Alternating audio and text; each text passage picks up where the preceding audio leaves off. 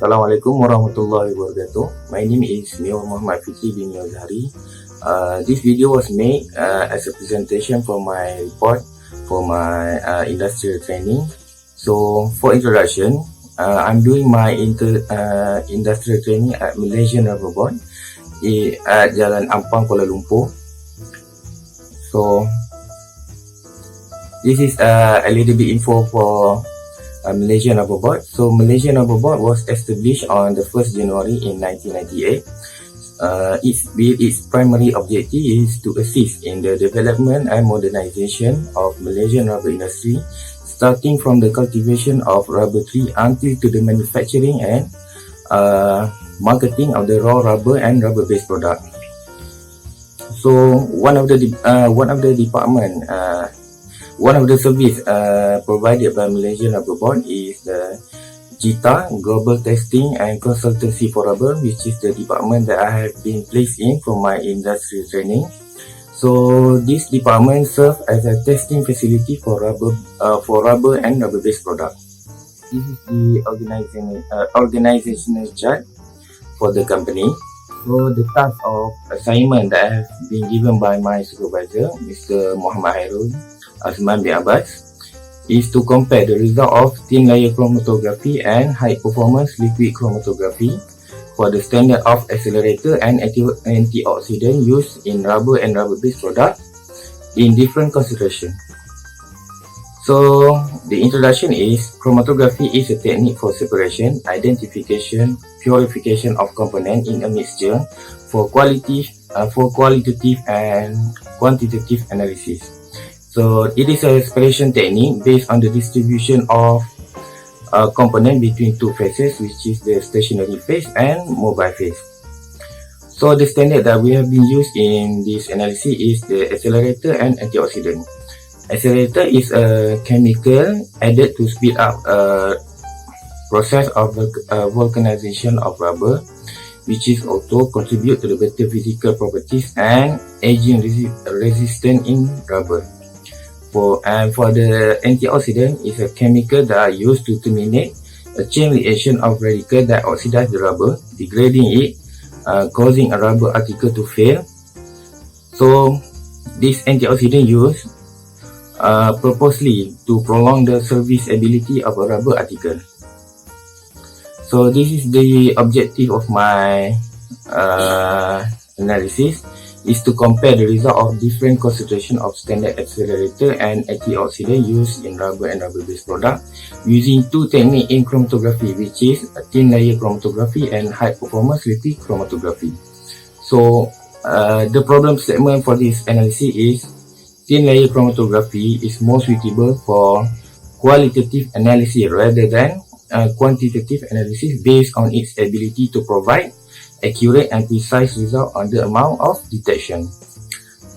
One of the significance of study for this analysis is high performance liquid chromatography (HPLC) is a better technique for qualitative and quantitative analysis for standard of accelerator and antioxidant used in rubber and rubber-based product due to its ability to provide more accurate and precise data than thin layer chromatography. So this is some of the literature review for this analysis. So TLC, it is a quick, sensitive and inexpensive technique used to determine number of components, verify the identity and purity of a compound based on Lichai in 2014. So this separation technique is performed on a sheet of aluminum foil coated with the absorbent material such as silica gel. The solubility rule is like dissolve is followed where the most similar physical properties of the compound to the mobile phase, the longer it stays in the mobile phase. So the behavior of an individual compound is characterized by a quantity known as retention factor (RF). If two spots travel the same distance or have the same RF value, then it might be concluded that the two components are same molecule based on Lichai in 2014. And this is a literature review for the HPLC. HPLC is a column chromatography used to separate, identify and quantify the component. based on Bansal V et al. In 2010. So this separation technique is performed in a column that hold a packing material that acts as a stationary phase. So this separation is based on which component that polar tend to attract polar component toward it and non-polar component are not, thus create a separation. So the peak representing a compound in the mixture that passing through the detector and absorbing the UV light. The area under the peak is directly proportional to the amount of substance that pass through the detector. Can be calculated directly by the computer and can be identified the amount of individual components based on Bansal V et al. In 2010. So this is the standard that I have been used in this analysis. For TLC, we have a 14 standard, including both accelerator and antioxidant. And for HPLC, I'm using 10 accelerator. I'm using 10 chemical, including antioxidant and accelerator. So this is the methodology for this analysis. I'm prepared to different concentration of accelerator and antioxidant. So for HPLC, I'm prepared all the solution, including both accelerator and antioxidant, in 200 ppm. And for TLC, I prepare for 0.1% for both antioxidant and accelerator. So standard preparation for HPLC, I weigh 0.02 gram of standard, then I dissolve it with dichloromethane. Then I pour the solution into 100 milliliter of volumetric flask. Then I add the the dichloromethane up to the calibration mark. And for the standard of TLC, I weigh 0.0 gram of standard. Then I dissolve it with methanol. Then I pour the solution into 10 ml of volumetric flask. Then I add methanol up to the calibration mark. So for the thin layer chromatography, this is the summary of the process. So first we have to marking the TLC plate, then we spot the TLC plate with the standard, then we develop the TLC plate in the developing chamber, and then we visualize the TLC plate to get the result. So this is the first step in TLC. So this is the first step in thin layer chromatography. A line was made 1.5 cm from the edge of the plate. Then the line was subdivided by 1.5 cm apart to serve as a guide to place our standard, and also serve as a starting point to calculate the RF value, retention factor. Then a second line was made 50 cm above the first line, parallel to serve as a solvent prime. Then we need to spot the TLC plate with our standard. So I'm using 5 microliter capillary tube to spot all the standard. So the way to do it is we put the end of the capillary tube into the standard that contain the flask, then allow the standard to rise in the tube. Then hold the capillary tube vertically just above the subdivided line on the plate to spot the standard, and let it evaporate completely. Then the TLC plate will need to be developed in the developing chamber. So the plate that have been spotted by the standard was put into the developing chamber. So the standard for accelerator, the mobile phase that I have been used, it was petroleum benzene and diethyl ether in the ratio of 60 to 40. And for the standard of antioxidant, the ratio that I have been used in for mobile phase is 80 to 20 petroleum benzene and diethyl ether. Precaution is the plate then must be covered. The developing chamber must be covered to allow the mobile phase to advance to the solvent prime. And this is the last step, which is the visualization of the TLC plate. TLC plate was sprayed with the cupric acetate for the standard of accelerator, and for the standard of antioxidant, I use the Git reagent. So this is the method for the HPLC. The first is standard preparation into the vial. So all the vials are labeled and arranged accordingly to the sequence table set in the computer to avoid error during the analysis.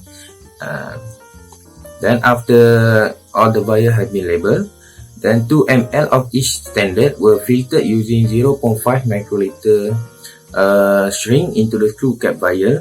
So for the instrument setting, the separation was carried out using a porous shell carbon 18 column.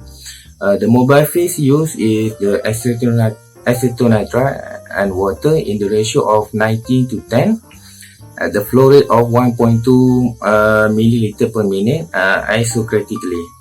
So, the UV wavelength set for this analysis is 270 nanometer, 254 nanometer, 290 nanometer, and 320 nanometer.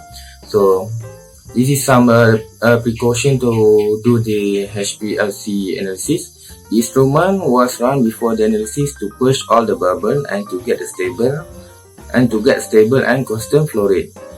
So solvent use must be in HPLC grade and to prevent column degradation with impurities and to minimize the detector background signal from contaminants. Okay, so this is the result for this analysis.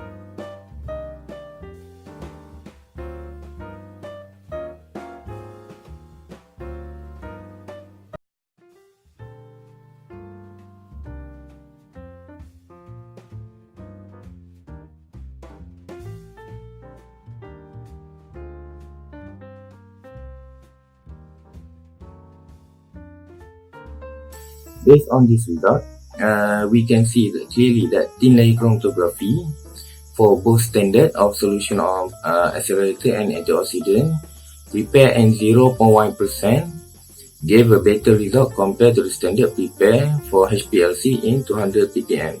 This is due to the concentration prepare. Due to the concentration prepare was higher than HPLC, which is 1000 ppm, and able for the TLC technique applied for the detection and quantification analysis. Results show that 0.1% standard have a better intensity, color and shape rather than standard in HPLC, which indicate that TLC is more suitable for qualitative analysis compared to the quantitative analysis. In this way, spot travel can be measured more accurate, and RF value, which is the retention factor, value can be determined. Standard accelerator and antioxidant prepared in 200 ppm produce a low intensity and blur, which is difficult to measure the accurate distance it travel, and thus fail to determine its RF value accurately. Based on the result, it can be seen that the result were quite the same done with the competent person, but in the result of antioxidant, standard of Winstay air of incompetent person produced not a good result. The spot was crumbled and bigger compared to the result of competent person, which produced a nice color and shape of spot. This indicates that in the thin layer chromatography, skills and experience are also an important factor to produce a good result. As for the result in HPLC, The result for standard prepared in 200 ppm gave a good result, which produced an accurate amount of detection and identification. This is possible because the availability of detector in the instrument which capable it to detect a very low concentration and record it as a peak in a chromatogram. So, area under the curve were proportional to the amount of substance which is passed through the detector, and this area can be calculated directly by the computer to give the result. The results show that the standard accelerator and antioxidant prepared for 200 ppm gave the result of detection nearly to the 200 ppm, where lowest result of amount detection is 193.7 ppm, and the highest detection was 203 ppm. The use of pump also helped to get a constant flow rate to obtain a good peak, otherwise it could contribute to the bond burdening.